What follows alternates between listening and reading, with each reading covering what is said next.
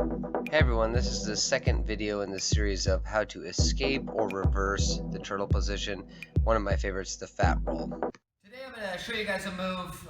It's a reversal from when I'm in the turtle position and my opponent is on top of me. He hasn't put his hooks in yet and he's got maybe a hand around the waist and he's working a choke or whatever, but it's going to be a way for me to go from the turtle position, not a good position, certainly not an offensive position, hopefully to a dominant position on it. So here I am, I'm in the turtle position. In a fight, this is a really bad position to be in because this guy has a free hand to punch me in the side of the head as much as he wants. Not a good position. Can't stay there in a fight. Now in jiu-jitsu, we can stay here and obviously not get punched in the face. You'll see a lot of times guys will just really turtle up tight. It's hard to get the hooks in, okay? But again, I'm not winning from that position. And from a fighting standpoint, it's really bad. I'm taking unanswered shots to the side of the head. So when I'm in this position, certainly in a fight, I'm covering my head. But what I would look to do, fight or jiu-jitsu tournament or wrestling, I'm going to capture this wrist and I'm going to cinch it down as tight as humanly possible. I'm going to try to put his fist to my opposite hip. From this point, I'm going to, if I need more leverage, I'm going to angle myself into him just a little bit more. Very important here is I'm going to put my elbow to the ground. And I'm going to let just my right hip hit the ground and I'm going to look over my shoulder. I'm going to come around, keeping that wrist if I can. I can then let go and start attacking. The most important thing, what makes this move work really, really well is, again, capturing the wrist. If I cinch this as tight as humanly possible, once I start my roll, he's basically connected to me. We're one fluid piece. He's going to go with me if I do it right. And even in a gi, I would prefer to grab the wrist as opposed to the fabric. What you'll see sometimes is people will just pinch down with their arm. I would say you pretty much have to grab the wrist, or you should. Now, when we do this move and we're learning it, what happens when people try to do it live for the first few times is they don't post on their elbow, they fall to their shoulder. And what happens when we do that, if I go to my shoulder, I get flat. Now this guy's going to usually cross face me. He's going to get heavy. He's going to get his wrist back. We're not going to be in a good position. So 9 times out of 10, when you first learn this move, you're going to catch the wrist, you're going to fall on your shoulder, and it's not going to be any good. So again, one more time.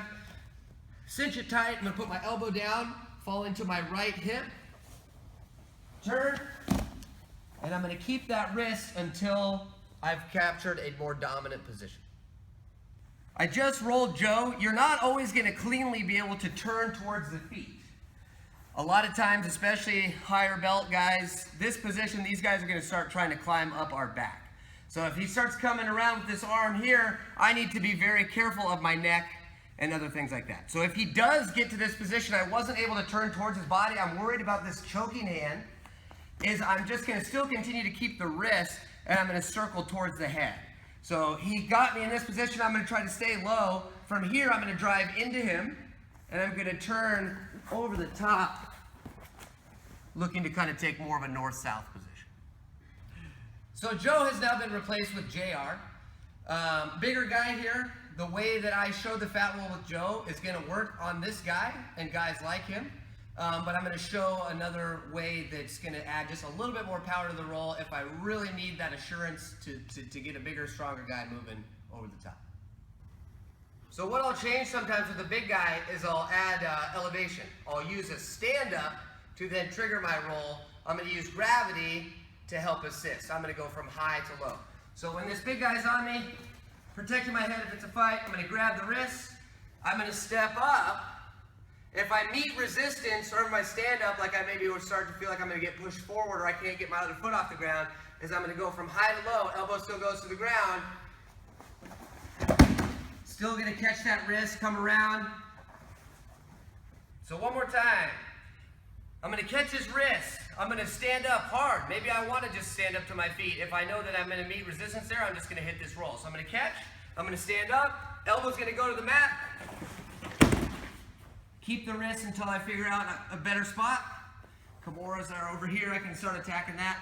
It's a great move. Big guys, little guys. I go from turtle, a defensive position, not an offensive position, to a very dominant position.